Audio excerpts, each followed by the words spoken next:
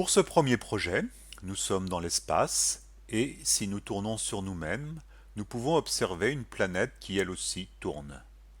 Un clic sur cet astre et nous sommes projetés à sa surface, dans une ruine laissée par une civilisation disparue.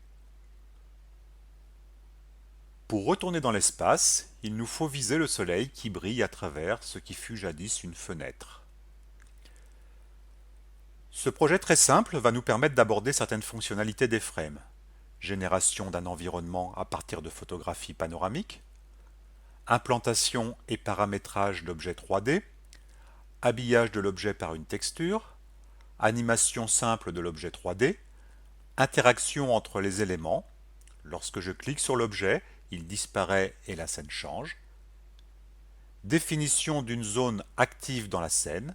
Au milieu des ruines, je dois viser un endroit bien particulier pour retourner dans l'espace. Le projet proposé ici sera dans un premier temps presse-bouton. On n'essaiera pas forcément de tout comprendre. Un peu comme quand on apprend une langue vivante. Au début, on commence à parler, puis ensuite on s'intéresse à la grammaire.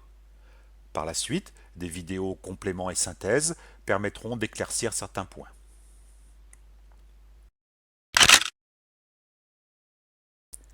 Même si le développement de ce projet va se faire au sein du site glitch.com, nous allons préparer sur notre ordinateur un environnement qui nous permettra d'accueillir et d'organiser les ressources nécessaires à notre projet, de rapatrier notre projet du site Glitch vers notre ordinateur pour voir comment se fait le développement hors connexion Internet. Je suis donc au sein de l'explorateur de mon ordinateur et je vais créer un dossier pour accueillir mon projet. Et au sein de ce dossier, j'en crée un autre que je peux nommer ressources ou en anglais assets si je souhaite ressembler à l'environnement proposé sur le site Glitch.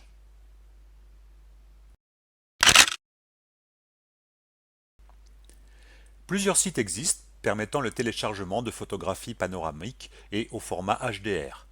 Nous sommes ici sur hdrlabs.com où je vais trouver une photographie permettant de réaliser la scène de l'espace et celle de la ruine.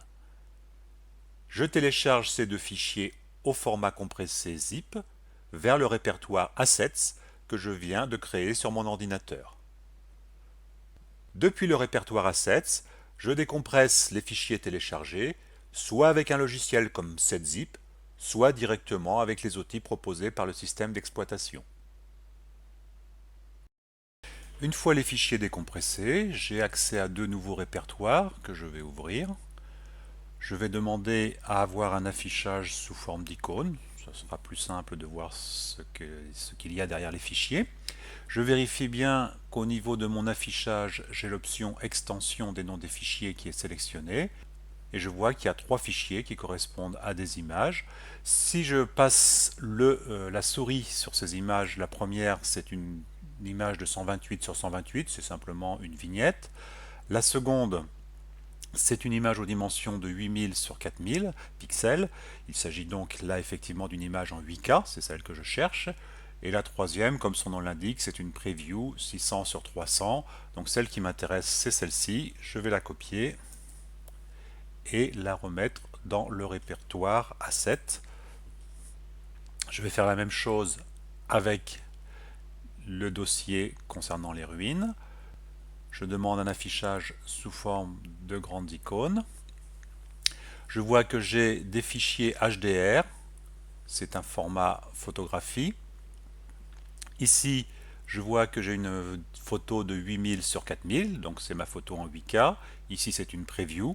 Et ici, c'est simplement une vignette. Donc c'est celle-ci qui m'intéresse. Je reviens sur le répertoire Assets et je colle ma photo.